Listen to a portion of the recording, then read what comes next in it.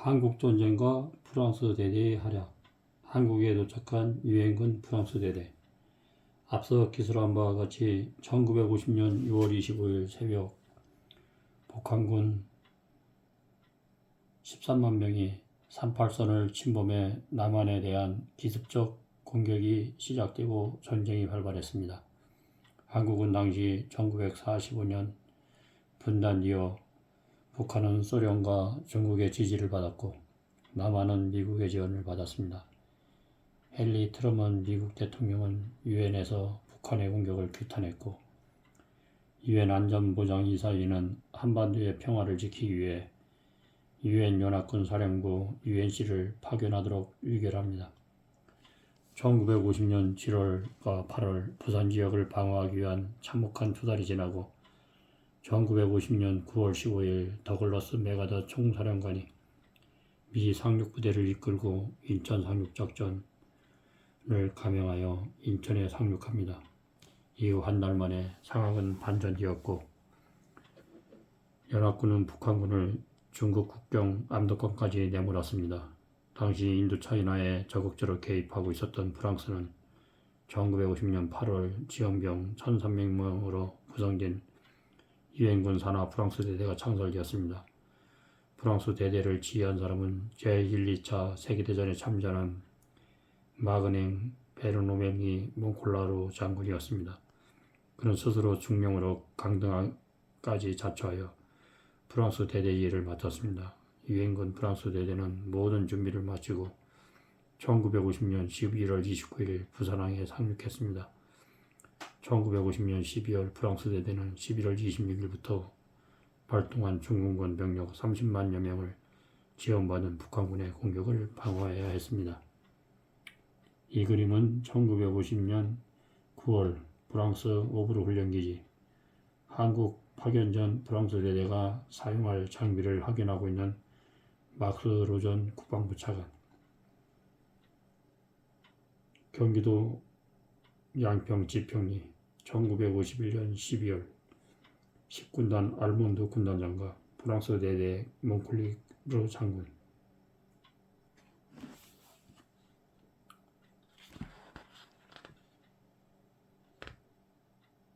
쌍터널 부근에서 몽콜라루 장군의 모습 1951년 2월 쌍터널 부근에서 몽콜라루 장군의 모습 1951년 2월 이 유엔군 프랑스 대대의 전투 참전 1951년 1월 5일 26일 원주 지구에서 프랑스 대대는 첫 번째 전투에 투입됩니다. 영하 30도의 혹독한 추위와 싸우며 유엔군 용사들은 중국군을 상대로 격전을 치릅니다. 1951년 1월 10일 추위에 꽁꽁 얼어붙은 카타른 프랑스 대대는 적군의 4차례 공격에도 불구하고 치열한 근접전을 통해 처음으로 진지를 고수했습니다. 이 전투에서 유엔군 프랑스 대대는 처음으로 프랑스 지원병을 잃게 됩니다. 중국군에도 많은 희생자가 발생했습니다. 그리고 1월 11일 처음으로 구필 대위의 지휘하에 프랑스 대대 한국군 주력부대가 탄생했습니다. 이런 말 미팔군 참모본부는 원주에서 남방 20km 정도 떨어진 곳에 진지를 설치하며 방어선을 재구축하기로 합니다. 미 제23년대 배수 프랑스 3대대와 4대대는 지평리 방면으로 반격을 준비하는 가운데 1951년 1월 31일 프랑스 대대는 남방 4km 정도 떨어진 쌍터널 부근에 진지를 구축합니다. 다음날 새벽 중공군 125사단이 여러 차례 공격하여 처철한 백병령까지 전개되며 프랑스 병사 32명이 전사했고 2명이 포로가 되었으며 100여 명이 부상을 입었습니다. 쌍터널 전투에서 프랑스 대대의 빛나는 전공으로 프랑스 대대는 한국전쟁 참전 이후 처음으로 미국 대통령 표창을 받았습니다. 쌍터널 전투 이후 유엔군의 돌격은 그치지 않았습니다. 니지의 사령관은 지평리를 전략적 요충지로 유엔군 사령부를 구축할 계획이었습니다. 프랑스 대대는 지평리 남서쪽 5km 떨어진 낮은 언덕에 방어진지를 구축했습니다. 2월 13일 밤 10시 30분 중국군의 첫 공격을 시작으로 3일에 걸쳐 치열한 교전을 벌이며 미 23년대 미 불유엔군은 미 공군이 밤낮으로 밝힌 조명탄과 엄청난 융단 폭격 및 막강한 화력 지원 속에 적군에게 큰 인명손해를 입히며 중국군의 공격을 막아냈습니다. 15일 지평리 남쪽의 후방에 있던 미 제1기병사단에서 지어나온 크롬베즈 특공대는 탱크를 앞세우고 지평리로 들어가는 주 보급로를 다시 열고 저녁 무렵엔 23년대 원진으로 들어가 포위망을 풀었습니다. 지평리 전투는 중국군의 인해 전술을 화력으로 눌러 한국군과 유엔군의 전위에 사기를 크게 드높였으며 유엔군 전사를 통해 10대 대첩의 하나로 꼽힙니다. 지평리 전투는 중국군이 한국전쟁에 참전한 이후 유엔군에게 첫 승리를 안겨준 전투입니다. 지평리 전투 승리로 프랑스 대대는 미국 대통령 표창을 2차례나 받게 됩니다. 이 그림은 훈장 수여하는 몽클라르 장군 1951년 한국 카트리 대위에게 실버스타 훈장을 수여하는 프랑스 대대 10군단 알몬드 군단장 1951년 2월 지평리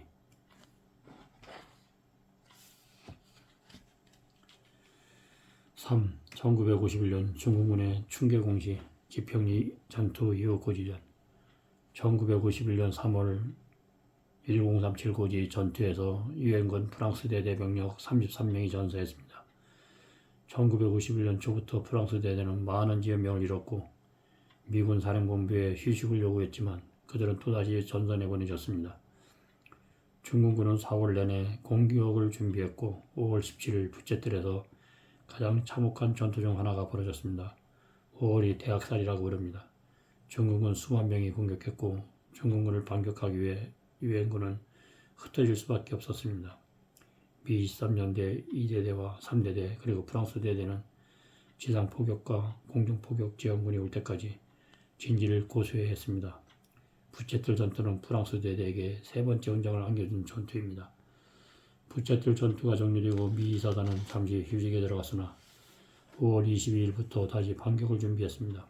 미 23년대는 38선 방향으로 북진하였으며 5월 29일 마침내 인제를 점령했으나 다음날 북한군으로부터 공격을 당했습니다. 부상당한 병사들은 인제 마을에 후송되어 치료를 받았습니다. 6월 초 프랑스 대대는 홍천까지 북진했습니다. 이쯤 구필대위가 지휘하고 있던 한국인 병력이 프랑스 대대에 통합되면서 한국전쟁 참전 유엔군 프랑스 대대가 새롭게 편단됐습니다. 1951년 6월 30일 프랑스 대대에는 지연병 738명밖에 남지 않았습니다. 1950년 8월 처음 소집되었을 때 당시 그 인원수는 1300명에 이르렀습니다. 6개월간 참전했던 110명이 사망했고 400여 명이 부상으로 대대를 떠났습니다. 7월 중순 개성에서 휴전협상회담이 개최될 무렵 긴장이 완화된 분위기를 따라 전투 규모도 작아졌습니다. 진지 구축 싸움이 재개되면서 프랑스 대대는 펀치볼에서 미국 해병대 1년대와 교대합니다. 이 그림은 눈 덮인 산악 비탈에 부품만 덮고 있는 프랑스 병사. 인제 부분의 프랑스 대대의 행군 1951년 3월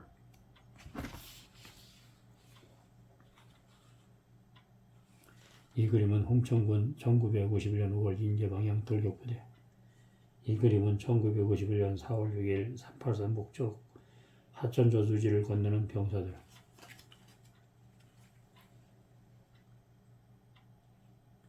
(1951년부터) 1월 5일부터 26일 원주지구에서 프랑스 대는 큰 전투에 투입되고 영하 30도의 혹독한 추위에 싸우며 유엔군 용사들과 중국군을 상대로 작전을 치르며 추위에 꽁꽁 얼어붙은 가파른 땅에서 프랑스 대대는 적군의 4차례 공격에도 불구하고 치열의 큰 접전을 통해 진지를 고수하고 유엔군 프랑스 대대는 처음으로 프랑스 지원병을 잃게 되며 중국군의 많은 희생자가 발생됐습니다.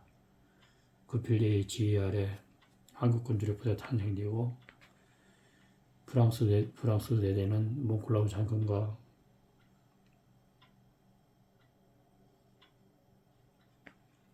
구필대위나 여러 장비들이 두 차례 대해서 미군으로부터 유엔 산하에서 상을 받는 사례가 있었습니다. 이 지평리 전투는 참으로 위대한 전투입니다. 처음으로 중국과 상대해서 중국은 수만 명과 싸워가지고도 고지를 지켰고 그의 힘의 여력으로 하천과 홍천, 인제 지역까지 밀고 나가는 사례까지 갔습니다. 유엔군의 도움이 없었다면 우리나라는 적화 통일됐을 것입니다. 박정희 대통령의 반공방첩과 안보 사상, 또 경제를 일으켰던 그 위대한 대통령, 이런 대통령이 제대로 오늘날 초명을 받지 못하고 멸시를 받고 있는 상태에서 박정희 대통령 기념관은 없는 상태에 있지만은 김대중 대통령은 수십 군데의 기념관이 있는 상태에 있습니다.